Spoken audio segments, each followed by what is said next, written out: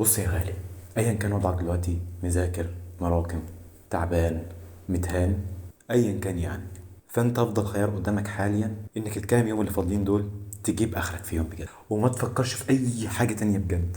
هات اخرك. لو ما ذاكرتش الكام يوم اللي فاضلين دول هتذاكر امتى؟ يعني اسال نفسك كده.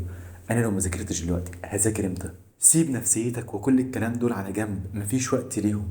ذاكر دلوقتي حتى لو شايف ان الوضع اصبح مستحيل وان الامور ثابت من ايدك، وان خلاص حاسس ان حلمك بيضيع. ذاكر وما تفكرش، ما تفكرش.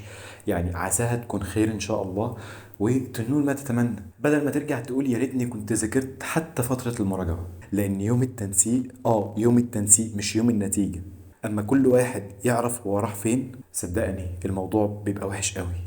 يمكن انت دلوقتي عامل فيها اللي مش همه، ويا عم ثانوية ايه ومش عارف ايه، بس ساعتها هتعرف انك كنت بتضحك على نفسك. سلام يا غالي، بالتوفيق ان شاء الله، ربنا ينولك ما تتمنى.